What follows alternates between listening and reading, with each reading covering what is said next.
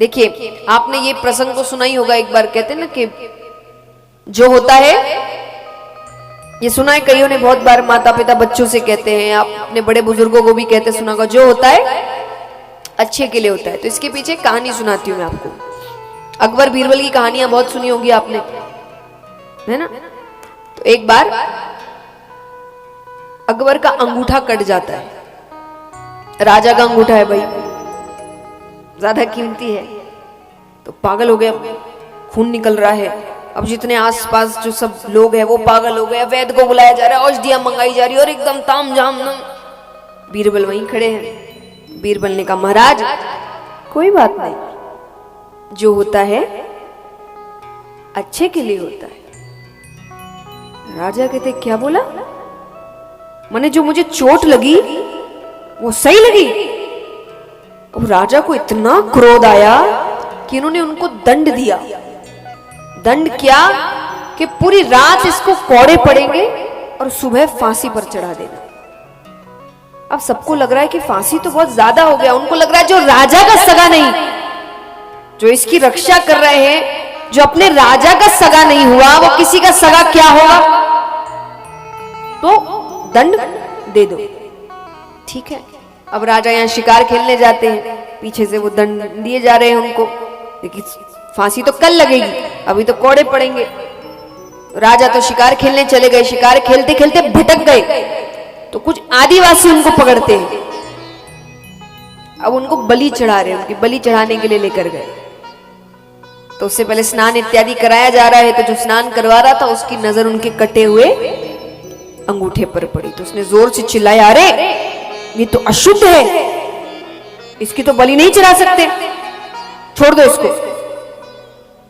अब राजा को याद आता है बीरबल ने कहा था जो होता है। अब उसको लग रहा है कि मैंने तो उसको सजा दे दी और जितनी देर में मैं पहुंचूंगा सुबह हो जाएगी। फिर भी वो पूरी कोशिश करके घोड़ा तेज भगाते हैं और बस अपने राज्य पहुंचे हैं कि उस वक्त बीरबल के गले में फंदा डल ही रहा था कि उन्होंने जाकर उसके पैर पकड़ लिए। फंदा हटाते, अब माफी मांग रहे, मुझसे बहुत बड़ी गलती हो गई, तुमने बिल्कुल सही कहा, मेरे साथ ऐसा ऐसा हुआ था, अगर ये अंगूठा नहीं कटा होता तो आज मेरी बलि चढ़ गई होती, तुमने बिल्कुल सही कहा, रे मुझे माफ कर दो, मैंने इतना गलत किया, ये वो। बीरबल ने फिर कहा महाराज कोई बात नहीं, जो होता है। महाराज कहते अब ये पागल हो गया है,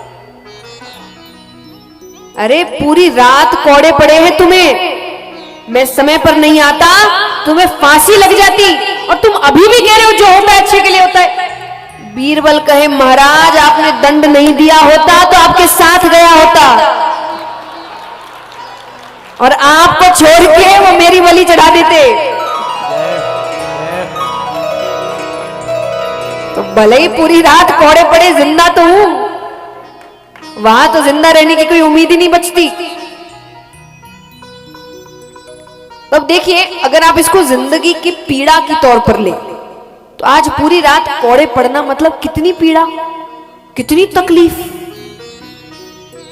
लेकिन वो कहीं ना कहीं उनको बड़ी तकलीफ से बचाना था। तो हमारी जिंदगी में भी जब बहुत तकलीफें आती है ना, तब ये समझ लेना वो परीक्षा ले रहा है, वो देख रहा है कि कितनी सहन शक्ति है इसमें और ये कितना मुझ पर भरोसा करता है। अधिकतर व्यक्ति तकलीफ के समय भगवान का साथ छोड़ते हैं और तकलीफ का मतलब ये होता है, आप रिश्ते कैसे नापते हैं? सुख में साथ रहने वाले रिश्ते थोड़ी होते हैं। सुख में तो पूरी दुनिया खड़ी है, अपने भी खड़े हो जाए सुख में तो कौन सी बड़ी बात। अपने तो वो हुए जो दुख में आपके साथ खड़े रहे। तो आपके दिन अच्छे चल रहे हैं और आप भगवान को मना रहे हैं, कौन सी बड़ी बात है। आपके दिन अच्छे नहीं चल रहे फिर भी आप बोल रहे हैं मुझे उस पर भरोसा है, वो जो कर रहा है सोच समझ के कर रहा है, इसको भक्ति बोलते हैं ना। सब अच्छा चल रहा है तो कौन सी बड़ी बात है, पूरी दुनिया ही मनाएगी भगवान को दिन अच्छे चलेंगे तो। पर तकलीफ है फिर भी व्यक्ति का विश्वास हिल नहीं रहा, ये भक्त हुआ ना। तो इसीलिए अपना विश्वास भगवान पर से हिलने मत दीजिए।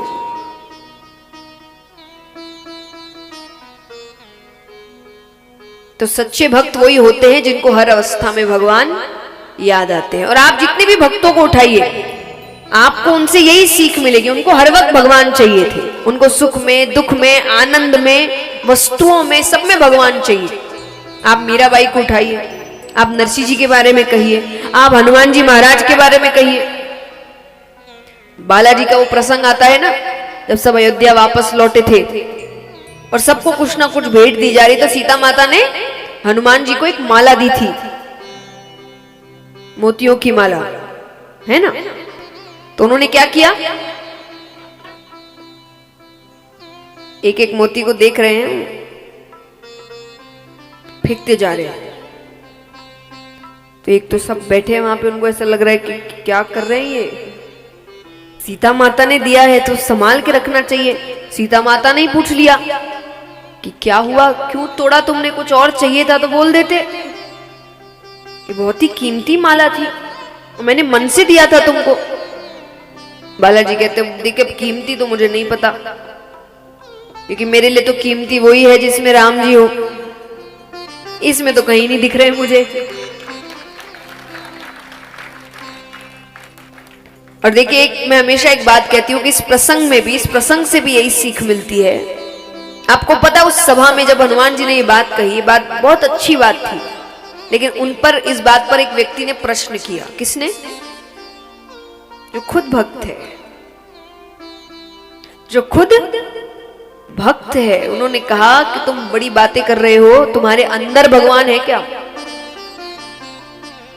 और कहीं ना कहीं देखिए, सब लीलाएं हैं आपको सीख देने के लिए। भगवान ने हर पात्र बनाया है आपको सीख देने के लिए।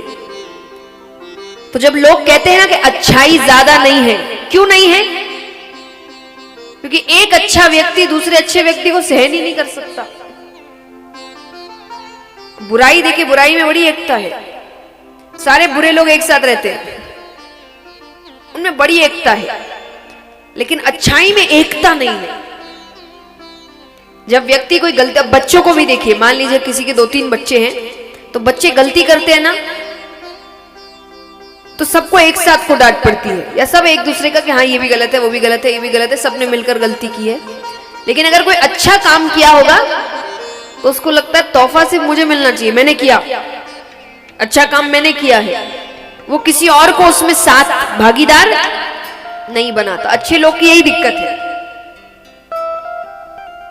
कि वो अपने जितना अच्छा अगर कोई और भी होगा तो उसको सहन नहीं करता, उसको नीचे गिराने की कोशिश करता है, इसलिए अच्छाई बढ़ती नहीं है। तो यहां पर प्रश्न भी भक्त से कौन कर रहा है? जो खुद भक्त है। तो उन्होंने कहा कि तुम्हारे अंदर भगवान है क्या? तब हनुमान जी ने क्या किया?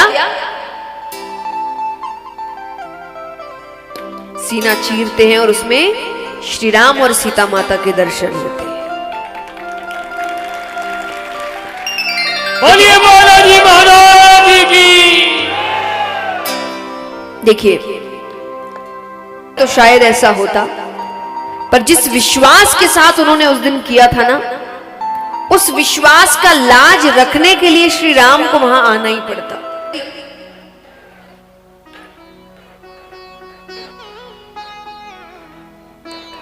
आइए, शांति शब्द देखिए, आज ज्यादा शैतानी नहीं है ना, आज शैतानी करने वाले आ रहे हैं, तो उनके बीच में नहीं आना। तो यहां पर धर्म के 5 लक्षण बताए गए। अब राजा परीक्षित पूछते हैं कि प्रभु ऐसा कभी हुआ है कि किसी पशु को भगवान ने दर्शन दिए हो? तो बोले जरूर हुआ है। त्रिकूट नामक एक पर्वत था, उसके पास एक सरोवर बहता था। उस सरोवर में गजेंद्र नामक हाथी आया करता था। हाथी कैसा? सफेद हाथी, और इतना शक्तिशाली कि उसके सुगंध से शेर भी डरकर भाग जाए। तो वो अपने परिवार के साथ क्रीड़ा करने आता है। तो कभी वो सूंड में पानी भर के बच्चों पे फेंके तो बच्चे नाचने लग जाए, पत्नी पे फेंके तो पत्नी शर्मा जाए। तो यहाँ इनका पारिवारिक समय बीत रहा है। अब उसी पानी में एक ग्राह आता है। ग्राह मतलब मगरमच्छ, उस ग्राह ने आके गजेंद्र के पैरों को पकड़ा। अब देखिए, हर कथा एक सीख लेकर आती है। गजेंद्र यानी हम और आप